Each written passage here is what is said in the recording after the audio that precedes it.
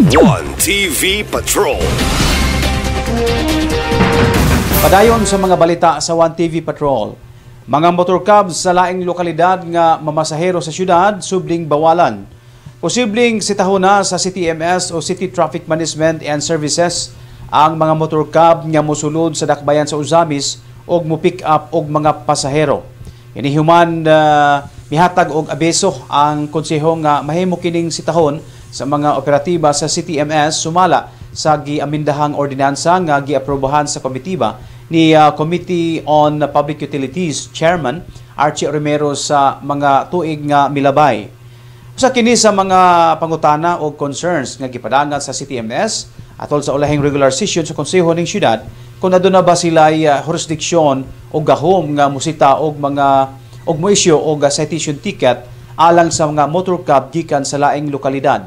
Usa sa gihimong example sa CTMS ang mga motorcab gikan sa lungsod sa Clarin nga mohatod og mukuha og balik sa mga pasahero pauli sa Clarin.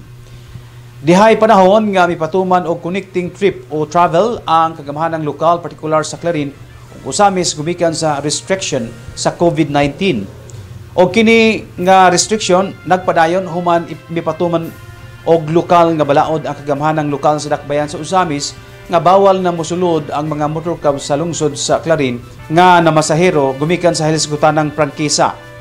Gipasabot ni Honorable Dinky Suizo nga dili usab mahitabo nga mag-dual franchise ang mga motorcab sa Clarin gumikan kay sa requirement palang daan sa pagkuha og franchise kinahanglang bona fide resident kini daan sa lakbayan sa Uzamis.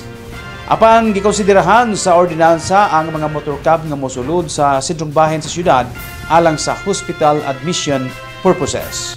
Pila ang iyahang amount para sa inana nga pag maka-aprehenta but sa ordinansa nga among nabasa wala siya provision Madam Chair una nga kinahanglan po namo sa inyong sa tabang para po ma-specific nato kung unsa gyud ang provision about kolorum.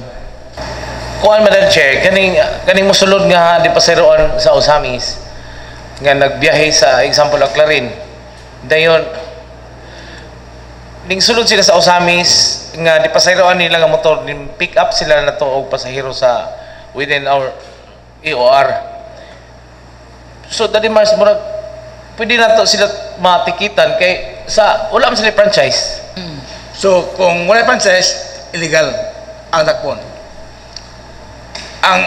Because motorcabs outside San City, like Sabol Clarin, as like franchise Clarin, when they enter Uzamis, wala sa franchise. So they become illegal upon entry in Uzamis. Kaya wala sa franchise, wala sa power authority to pick up passengers inside San City, wala sa franchise. So that's illegal. Matikita na sila illegal. Maybe we could make an accommodation to that, pero kung dili, maybe atong ibalik na lang dito nga ang taga Clarin taman ra dito sa may lapasan area and then naog yun ilang pasahero sakay yun sila gango to city proper kay para kuan maka-avoid po sila sa mga fees pohon nga atong i-impose. TV Patrol. One TV Patrol. One TV Patrol.